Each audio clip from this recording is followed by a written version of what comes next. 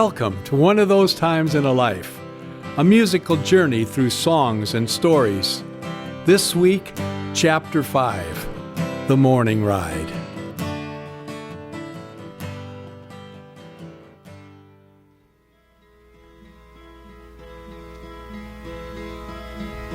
Love is but the song we sing, fade the way we die.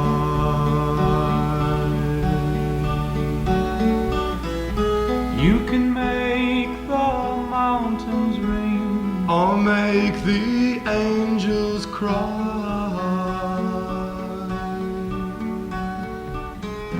Though the dove is on the wing, you need not know why. Hey people now, smile on your brothers, let me see you get together. Try and love one another right now. When I look at my life from this place, at its many twists and turns, I realize that Mike McCoy, instead of becoming one of the most important people in my life, professionally and personally, it's possible that he might simply have been someone I sang with in college, someone I get together with from time to time, talk with every once in a while about how in 1968 we were part of your all-American college show, which, if remembered at all, is remembered as the place where the Carpenters, known then as the Dick Carpenter Trio, first appeared on national television. When I started college in the fall of 1965, I joined a fraternity, Phi Gamma Delta, the one the Brothers Four came out of a few years earlier, and a gregarious classmate, John Buller, the first guy who knew everyone's name, came up and asked if he could sing with me. Sure, I said. We even chose a name, the Pendletons, because we thought we looked pretty cool in flannel Pendleton shirts, which were popular at the time. We had no idea that a few years earlier, a group from Hawthorne, California, likely using similar reasoning, called themselves the Pendletones, and that Murray Wilson, the father of 3 of that band's members, insisted the record company change the name. So by the time his sons, Brian, Carl, and Dennis, found out about the change, the first record with their new name, the Beach Boys, had been printed and shipped. And the rest is, as you might say, musical history.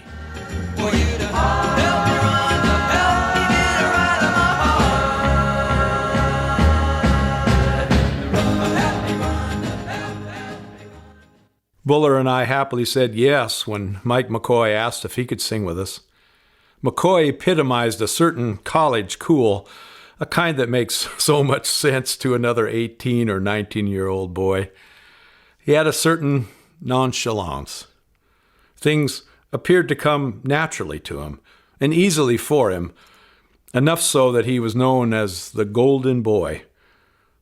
The fact that nobody knew if he liked the name or not made him even cooler. He also had an unbelievable voice and a terrific sense of harmony, and maybe most important, he looked better than anybody else in a Pendleton shirt. After we'd been singing for a while, another classmate, Mike Dwyer, asked if he could play the bass for us. So John put away his gut bucket, and soon Dwyer was singing as well as playing.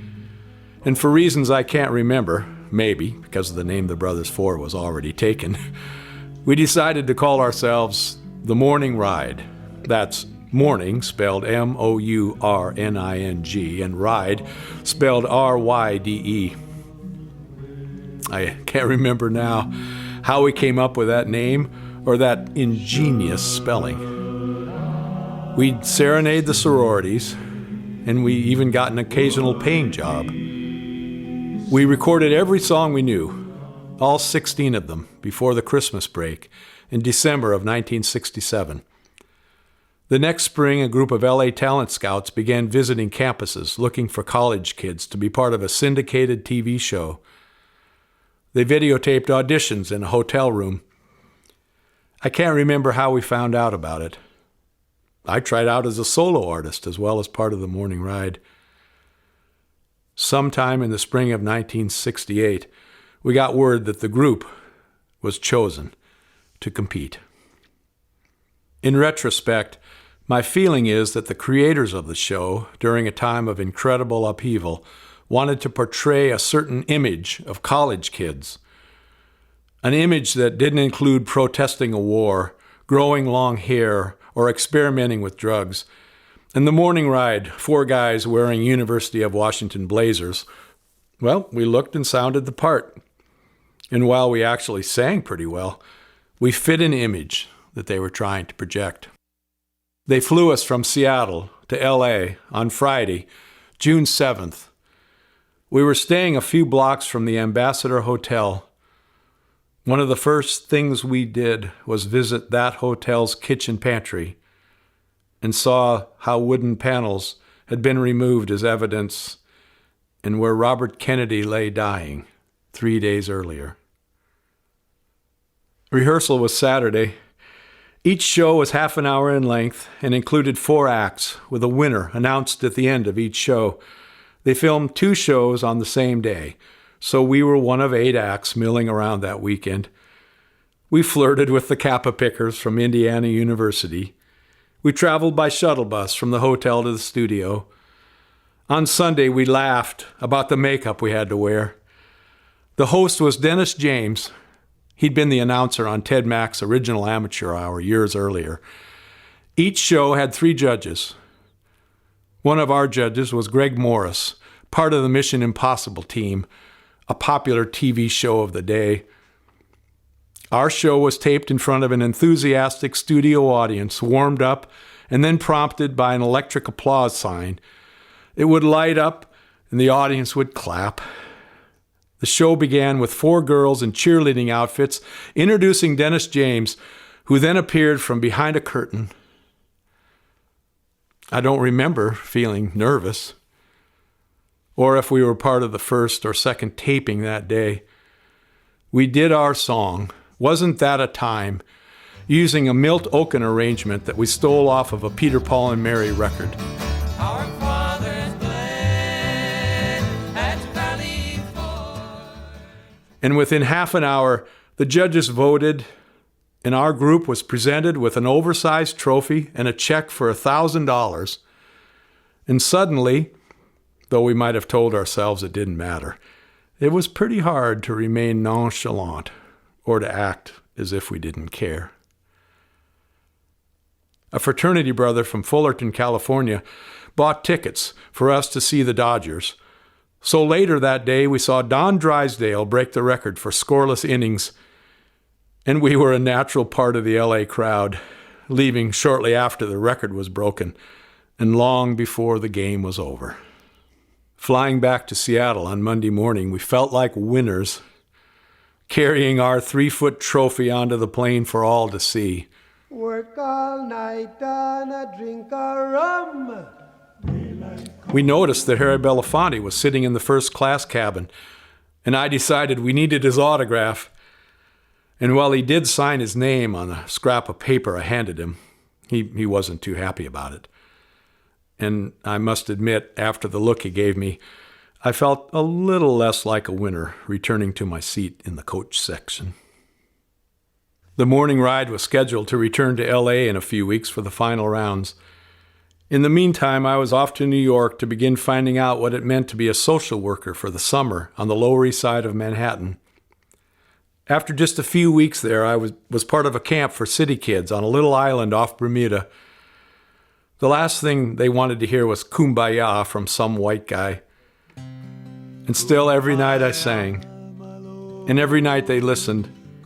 Each day a little more trust, each evening a little more understanding, realizing we were all on this island together, doing the best we could and trying to watch out for one another. Kumbaya, my Lord, Kumbaya, oh Lord, Kumbaya. Which Doesn't mean I wasn't delighted at the end of that week to fly from Hamilton, Bermuda to LA for the weekend, reuniting with my 3 singing partners, greeting them with a soul shake when I met them on the shuttle bus at LAX. There were 8 acts again this time, each of us winners of a previous show. A lot of talent, including the Dick Carpenter Trio from Cal State at Long Beach, with a young Karen Carpenter sitting behind her drum kit in her go-go boots, singing Dancing in the Street.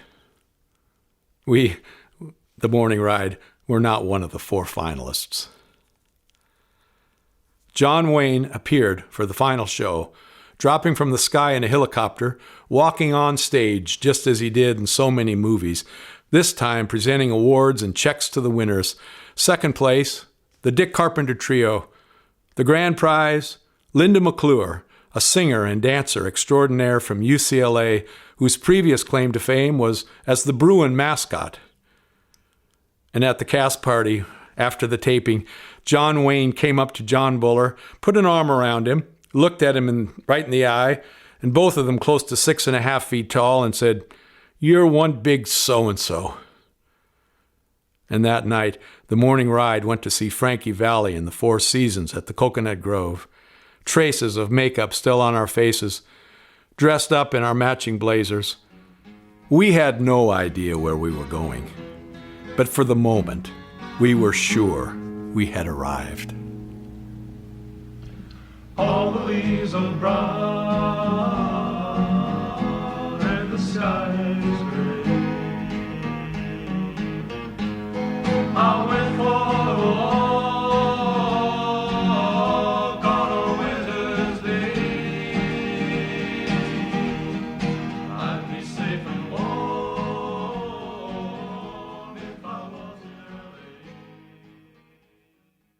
When I flew back to New York the next day, some kids I'd met on the island a few days earlier came up to me, as if to assure themselves that we had truly been together on that now far-away island.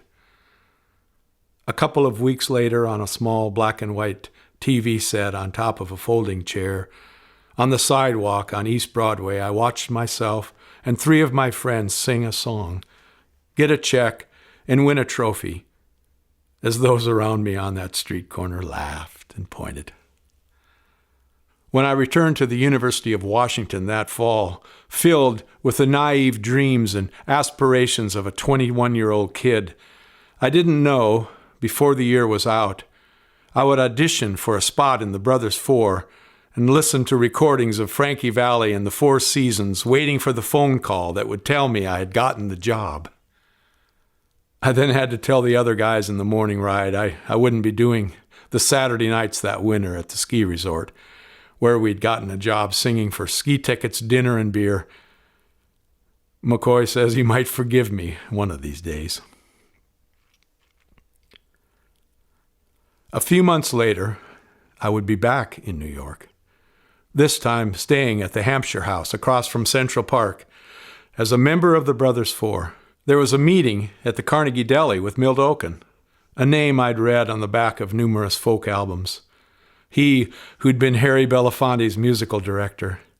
He'd arranged songs and produced albums for many familiar and famous folk groups, including the Brothers Four. And at the time of our meeting was about to enjoy his greatest success as John Denver's publisher and producer.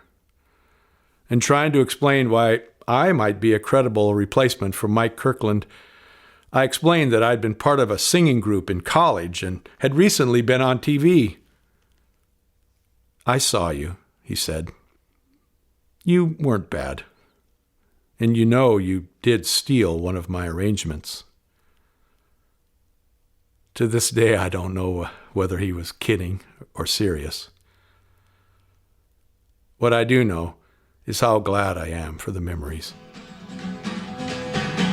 Hey, people now, smile on your brothers, let me see you get together, try to love one another right now. We gotta love right now. We gotta love right now.